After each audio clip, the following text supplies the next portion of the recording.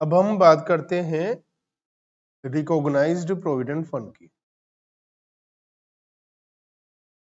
कि recognised provident fund क्या होता है।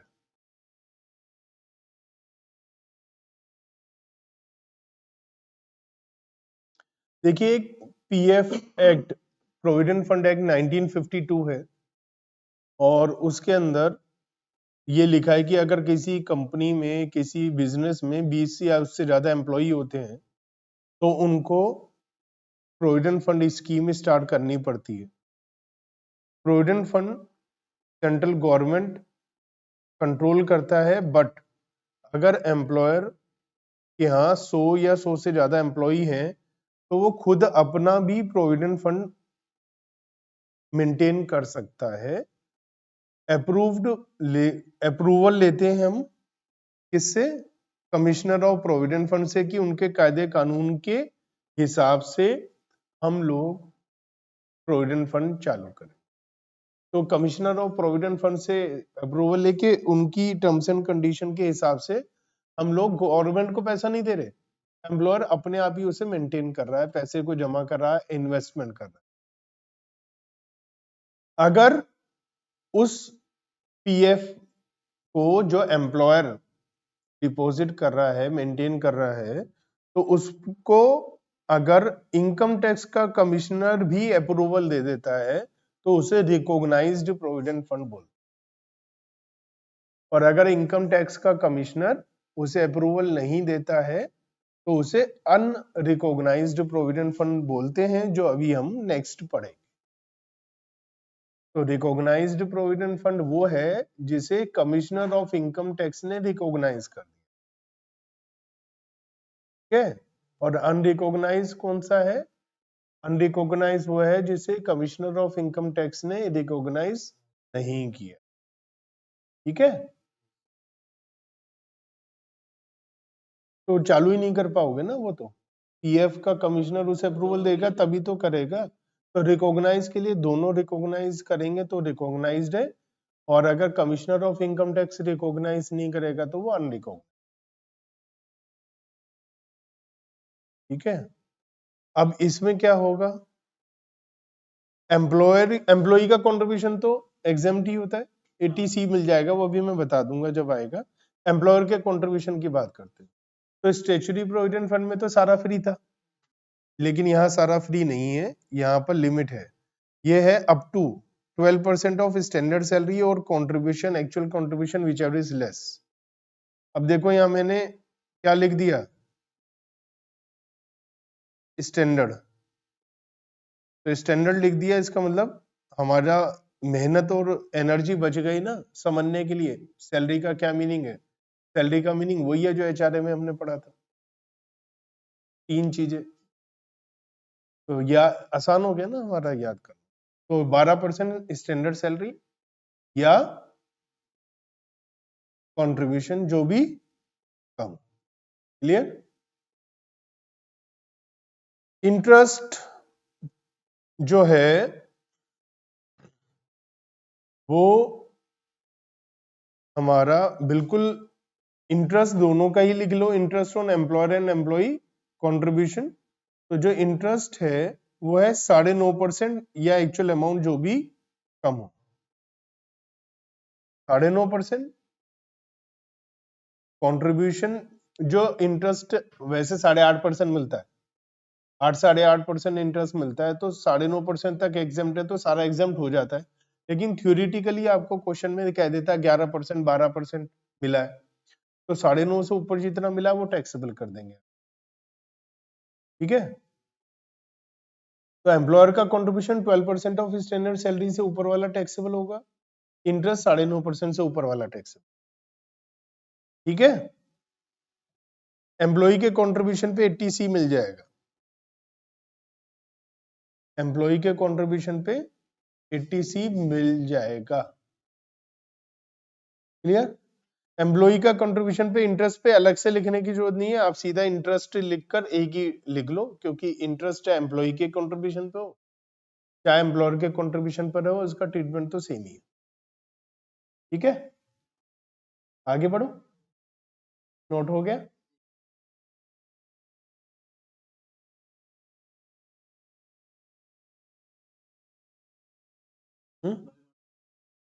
एम्प्लॉय कंट्रीब्यूशन पे 80C मिलेगा, वो तो इंटरेस्ट लिखा ना, इंटरेस्ट चाहे एम्प्लॉयर का कंट्रीब्यूशन हो चाहे एम्प्लॉय का, सेम। अब रिटायरमेंट, डेथ हो या टर्मिनेशन पर क्या होगा? तो इसमें कंडीशन है कि अगर 5 साल की जॉब हो गई है ना, तो एग्जम्प्ट हो जाता है 5 साल के बाद में अगर आपको मिल रहा है। नहीं तो अगर मान लिया इल हेल्थ है या डेथ है या अदर रीजन है जो एम्प्लॉय के कंट्रोल से बाहर है, तो भी एग्जम्प्ट हो जाता है।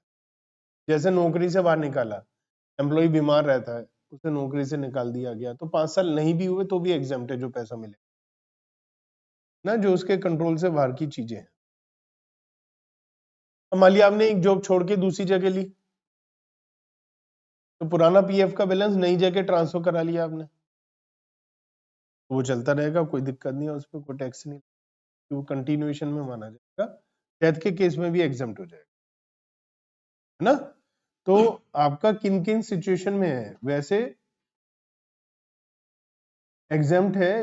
अगर 5 साल की जॉब हो गई है, अगर 5 साल की जॉब नहीं हुई है, टर्मिनेशन है ड्यू टू इल हेल्थ या एम्प्लॉय के कंट्रोल से बाहर की बात है, टर्मिनेशन है या जॉब है कि वो अपना अकाउंट ट्रांसफर करा ले ओल्ड से न्यू में, ओल्ड एम्प्लॉयर से न्यू एम्प्लॉयर में ट्रांसफर करा लें आप, तो भी टैक्स नहीं लगेगा उस पर, ठीक है।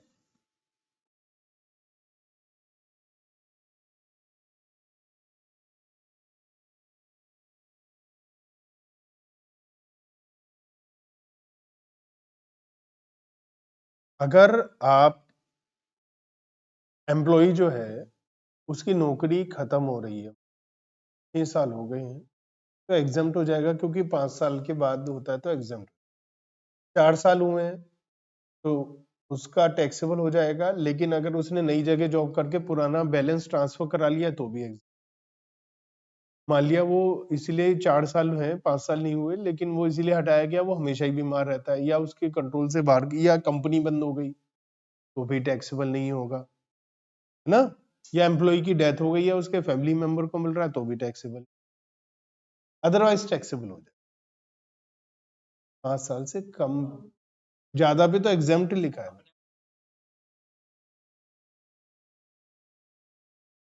और उसने नई जगह ज्वाइन करके ट्रांसफर भी नहीं कराया तो टैक्सेबल करा लिया, तो in case failure to satisfy, तो वो अमाउंट टैक्सेबल हो जाएगा। टैक्सेबल अमाउंट क्या होगा?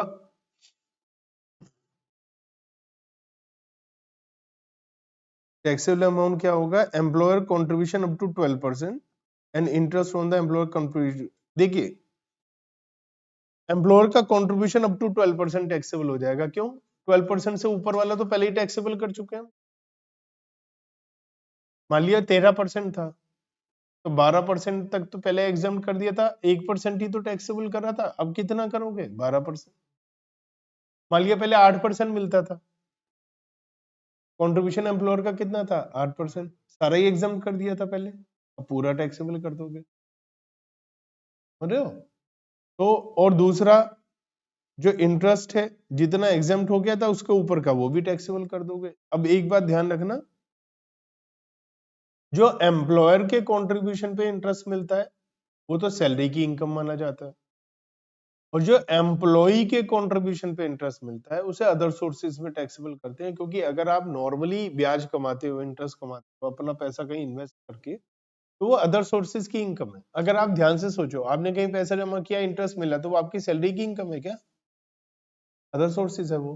लेकिन एम्प्लॉयर ने पैसा जमा कर रहा है, उस पर इंटरेस्ट मिल रहा है, तो एम्प्लॉयर के पैसे भी मिल रहा है, तो वो एम्प्लॉय का ही पैसा है, इसलिए वो क्या माना जाएगा? Salary income. तो एम्प्लॉयर के कंट्रीब्यूशन का इंटरेस्ट सैलरी इनकम, और एम्प्लॉय के कंट्रीब्यूशन पे interest other sources, heavy amount total amount पर जो मिलता है at the time of termination और रिटायरमेंट। एजम्पशन अंडर सेक्शन 10(11) मतलब स्टेचुरी, 10(12) मतलब रिकॉग्नाइज, ये सभी को मिलता है, चाहे वो ओल्ड रिजीम हो या न्यू रिजीम। प्रोविडेंट फंड की छूट सभी को मिलती है। आप पुराने हिसाब से टैक्स दें या नए हिसाब से दें, दोनों में। ठीक है, तो कोई डाउट है, कोई जानकारी, कुछ पूछना हो आप लोगों को बताइए। चलिए क्वेश्चन करते हैं, समझते हैं इसको। उससे पहले एक बार देख लें, आपके स्टडी में भी डायग्राम दिया हुआ है, मैंने वहीं से लिया है एज इट इज। एग्जम्पशन कैसे मिलेगी? अगर उसने 5 साल पूरे कर लिए हैं, यस, तो एग्जम्प्ट हो जाएगा, या नहीं? 5 साल नहीं करें पूरे, लेकिन वो बीमार है या एम्प्लॉयर का बिजनेस बंद हो गया या ऐसी और कोई चीज है जिसमें एम्प्लॉय का कोई कंट्रोल नहीं है, अगर ऐसा है तो भी एग्जम्प्ट हो जाएगा। ऐसा नहीं है, क्या उसने अपना बैलेंस नई जगह ट्रांसफर किया है रिकॉग्नाइज प्रोविडेंट फंड में? हाँ करा है, तो भी एग्जम्प्ट हो जाएगा। नहीं है तो टैक्सेबल हो जाएगा ना। या तो वो नए आरपीएफ में जमा करा दे या एंटायर बैलेंस वो अपने एनपीएस नेशनल पेंशन स्कीम में ट्रांसफर करा दे, सेक्शन 80CC में, तो भी उसका एग्जम्पशन हो। तो या तो वो बैलेंस नए एम्प्लॉयर के आरपीएफ में ट्रांसफर करा ले या अपना बैलेंस गवर्नमेंट की एनपीएस की स्कीम में जमा करा दे, तो एग्जाम मिल जाएगा। देखो लॉजिक क्या है, क्यों है प्रोविडेंट फंड की रिटायरमेंट में, आपके बुढ़ापे में काम आए। अब आपने बुढ़ापे का पैसा अभी खर्च कर दिया तो गवर्नमेंट ने जो छूट दी थी आपको वो वापस ले लेगी कि भैया हमने तो आपको ये सोच के छूट दी थी कि आप बुढ़ापे के लिए पैसा इकट्ठा कर रहे हो, क्योंकि अगर बुढ़ापे में आप परेशान हुए तो गवर्नमेंट की ये जिम्मेदारी होती है कि अपने नागरिकों की जो जीवन है वो बढ़िया करे। वो तो इंडिया में पॉपुलेशन एक लिमिट से ज्यादा है, बट अब अलग अलग जगह मैंने एक रिलेटिव को देखा, उनकी इनकम बहुत ज्यादा नहीं है और काम भी नहीं करते हैं वो। तो मुझे ये हरियाणा में रहते हैं, मुझे ये सुनकर हैरानी हुई कि वाकई में गवर्नमेंट का ये जो हम कहते हैं फ्री में बांट रहे हो, उसका फायदा भी होता है। उनकी इनकम नहीं है, उनकी बेटी की शादी हो गई, हस्बैंड वाइफ दोनों बुजुर्ग हैं, तो हस्बैंड और वाइफ दोनों को अलग अलग पेंशन आती है, वो घर का खर्चा उसी से चलाते हैं, जबकि वो कोई गवर्नमेंट जॉब में नहीं। वो स्टेट गवर्नमेंट की स्कीम है कि कोई पुराना है या ऐसे ही होती है, कोई विडो है उसको भी आते हैं, कोई लड़की है तो उसको, मतलब इनके फायदे भी होते हैं गरीब लोगों को ना। अब जैसे बहुत ऐसे लोग हैं जिनकी अर्निंग नहीं है, बच्चों ने छोड़ दिया है, थोड़ा बहुत ही है, कहीं से पैसा थोड़ा बहुत पेंशन के 2-4 हजार आ गए, तो 2-4 हजार में कितने ही आप खर्चा निकाल लोगे। तो जो गवर्नमेंट की प्रधानमंत्री योजना में जो अनाज मिलता है, कोविड के बाद से मिल रहा है, जो बंद नहीं हुआ है, तो उनका भी बड़ा फायदा होता है। हमारे यहाँ जो मेड आती है काम, वो थर्सडे को कहती है कि मैं ही नहीं, क्या लेट आऊंगी, क्योंकि महीने के एक थर्सडे को वो प्रधानमंत्री योजना का राशन लेने जाती है। इसका मतलब लोगों को यूज तो कर ही रहे हैं, फायदा तो हो ही रहा है।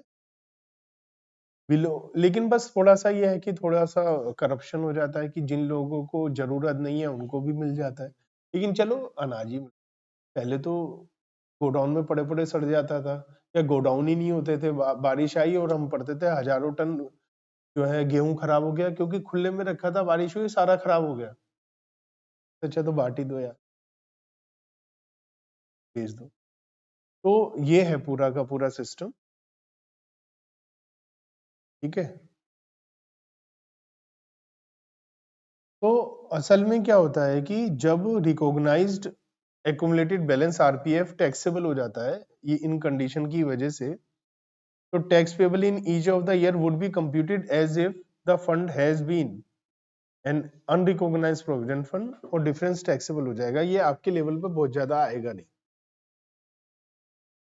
अब एक बात और, जो हमने कहा था ना एग्जाम्प्ट है एम्प्लॉय का कंट्रीब्यूशन, लेकिन कुछ लिमिट है, तो यह है exemption under section 10, 11 or 12 would not be available in respect of income by way of interest accrued during the previous year to the extent it relate to the amount or aggregate of amount of contribution made by the person employee exceeding 2,50,000 in previous year on or after 1st April 2000। देखिए 2021 में एक नई बात आई, government ने कहा हम आपको interest exempt कर रहे हैं या कुछ फ्री दे रहे हैं क्योंकि आपको उसकी फ्री चीज की जरूरत है। लेकिन आप एक बार बताइए, आप एक साल में 2.5 लाख से ऊपर जमा कर रहे हैं प्रोविडेंट फंड में, लगभग लगभग आपकी साल भर में 20-25 लाख रुपए की तो आपकी इनकम होगी।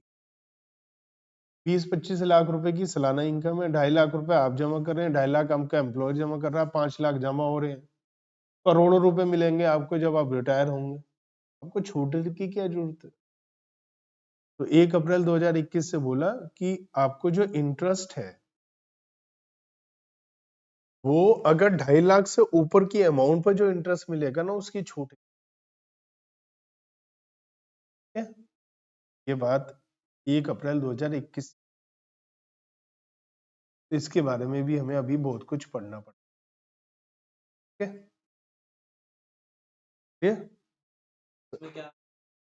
शॉर्ट में लिखिए कि interest above 1 lakh, interest above 2,50,000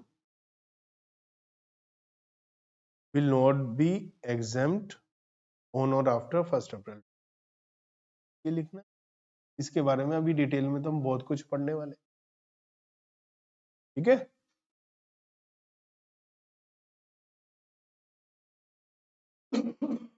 अगर एम्प्लॉयर एम्प्लॉय करा रहा है तो 2.5 लाख हो गया। मान लिया एम्प्लॉयर नहीं जमा करा रहा है, केवल ही एम्प्लॉयर जमा करा रहा है तो 5 लाख तक फ्री हो जाएगा, मतलब इंटरेस्ट, क्योंकि एम्प्लॉय एम्प्लॉयर का 2.5 लाख है तो 5 हो गया। मान लिया कोई ऐसी सिचुएशन है जहाँ एम्प्लॉयर जमा नहीं कराता, एम्प्लॉय जमा करा रहा है, तो वहां लिमिट 2.5 की बजाय 5 लाख देख ले। ठीक है, तो इंटरेस्ट उसी हिसाब से हम चेक कर लेंगे। ठीक है, 31 मार्च 2021 का तो सारा फ्री है। 1 अप्रैल 2021 से ये चेंज आया है, तो 1 अप्रैल 2021 के बाद का देखेंगे कंट्रीब्यूशन। ठीक है, 1 अप्रैल 2021 से पहले मान लिया आपने 10 लाख भी दिया था, वो तो सब एग्जाम्प्ट हो चुका है, तो उस पर थोड़ी ना हम देखेंगे। हम देखेंगे 1 अप्रैल 2021 के बाद 2.5 लाख या 5 लाख से ऊपर जो अमाउंट है उसका इंटरेस्ट एग्जाम नहीं करेंगे। अभी हम एग्जाम्पल करेंगे तो सारी बात समझ में आएगी। ठीक है, दोनों ही स्कीम में है, ये तो हम पहले भी बात कर चुके हैं। ठीक है? इसके लिए ये थोड़ा सा हिसाब किताब इन्होंने बोल रखा है कैसे कैसे क्या करना है, वो अभी हम क्वेश्चन करेंगे। मैं आपको सारी बातचीत को समझा जैसे डिटेल ना, ये अभी इसके बारे में हम देखेंगे। मैं फिर भी समझा देता हूँ कि ये लिखा हुआ क्या है। देखिए 31 मार्च 2021 को जो आपका बैलेंस है क्लोजिंग, उसको तो टच भी नहीं करेंगे, वो तो उस पे तो सारा इंटरेस्ट फ्री होना ही है आपका। तो नॉन टैक्सेबल कंट्रीब्यूशन क्या है? एक तो क्लोजिंग बैलेंस 31 मार्च 2021 का, है ना, और उसके बाद में 2021-22 और उसके बाद जो भी बैलेंस है, अगर वो 2.5 लाख रुपए तक का है तो वो भी सारा फ्री है, तो वो भी इसमें जोड़ते रहेंगे। ये क्या है? ए पार्ट में नॉन टैक्सेबल कंट्रीब्यूशन, मतलब इस पे टैक्स नहीं लगता है, तो आपका 2.5 लाख रुपए तक की अमाउंट वाला है तो वो इसमें जोड़ते चले जाओ। ठीक है, इसमें इंटरेस्ट भी जोड़ते जाओ, इस पे कोई दिक्कत नहीं है। टैक्सेबल वाला पोर्शन कौन सा होगा? टैक्सेबल वाला पोर्शन होगा 21-22 या उसके बाद में जो भी आपका 2.5 लाख रुपए एम्प्लॉय और 2.5 लाख एम्प्लॉयर के कंट्रीब्यूशन से ऊपर का अमाउंट है, वो क्या है? वो टैक्सेबल वाला है ना। और इंटरेस्ट, उसके ऊपर जो इंटरेस्ट है वो भी टैक्सेबल वाला है, तो वो वाला अमाउंट टैक्सेबल हो जाएगा, वो एग्जाम नहीं। ठीक है, तो ये हम आगे जब क्वेश्चंस करेंगे तो मैं इसको बता दूं। अभी हम अपने आप को सीमित रखते हैं रिकॉग्नाइज प्रोविडेंट फंड में, जो हमने 9.5% और 12% वाली बात पड़ी है उसको समझ लें। ठीक है, तो मिस्टर एक्स एम्प्लॉय है, क्वेश्चन वही है जो पहले हमने पढ़ा था, हमें इनकम निकालना है। ठीक है, दोनों ही रिजीम में मिलता है ये, तो दोनों ही रिजीम में जो फर्क पड़ेगा वो स्टैंडर्ड डिडक्शन और 80C का पड़ेगा, तो वो तो कोई दिक्कत नहीं है। मैं आपको मेनली ये बता रहा हूँ कि रिकॉग्नाइज प्रोविडेंट फंड में जो कंट्रीब्यूशन करा वो टैक्सेबल है या नहीं है, तो कितना है। तो रिकॉग्नाइज प्रोविडेंट फंड हम कैसे कैलकुलेट करते हैं, बेसिक सैलरी वगैरह सब अलग बात हो गई, यहाँ पर कैसे कैलकुलेट करते हैं। तो ये कंट्रीब्यूशन कर रहा है 4,500 रुपए पर मंथ ना। तो रिकॉग्नाइज प्रोविडेंट फंड जब हम ये वर्किंग नोट में बनाएंगे निकालेंगे तो मैं बता रहा हूँ, तो हम क्या कहेंगे, यहाँ लिखेंगे employers contribution, employer contribution exempt होगा मिनिमम ऑफ फॉलोइंग। एम्प्लॉयर ने जमा किया है सेम अमाउंट 4,500 पर मंथ। तो फर्स्ट पॉइंट क्या था, 12% ऑफ स्टैंडर्ड सैलरी, ये था या नहीं। अब स्टैंडर्ड सैलरी में एक तो आता है बेसिक सैलरी, और डीए कौन सा आता है, स्पेशल। स्पेशल वाला वो तो है ही नहीं इसमें, उसके बारे में डीए के बारे में कोई जानकारी नहीं है, तो वो तो नॉर्मल है, तो बेसिक सैलरी का ही ले लेते हैं। तो बेसिक सैलरी कितनी हो गई हमारी, 1,20,000 का 12% कितना हो गया, हम्म,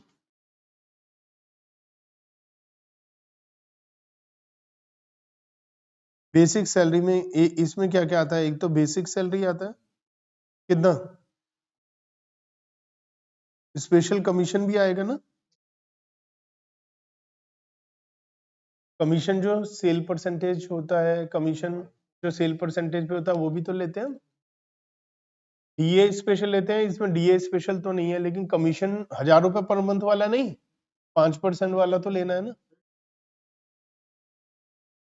वैसे टैक्सेबल होगा लेकिन आरपीएफ में नहीं लेंगे ना।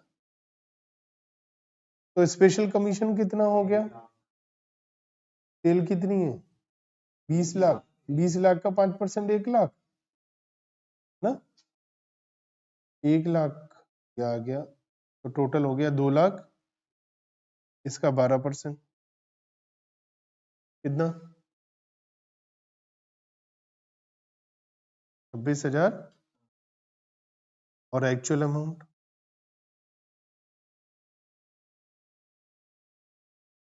एक्चुअल कंट्रीब्यूशन कितना है, 4,500 इंटू 12, जो भी कम है कितना, 20, ठीक है। अभी ये वर्किंग नोट में हूँ, फिर मैं पूरी इनकम भी निकाल कर बता दूंगा कैसे निकल। दूसरा वर्किंग नोट बना है, interest on recognise provident fund. Interest कितना एग्जाम्प्ट होता है, 9.5% फ्री होता है, तो एग्जाम्प्ट कितना हो जाएगा, 5,500 मिला है? ये कितना है, 11, और हमें कितना एग्जाम्प्ट करना है, 9.5, कितना एग्जाम्प्ट हो जाएगा, 4,500।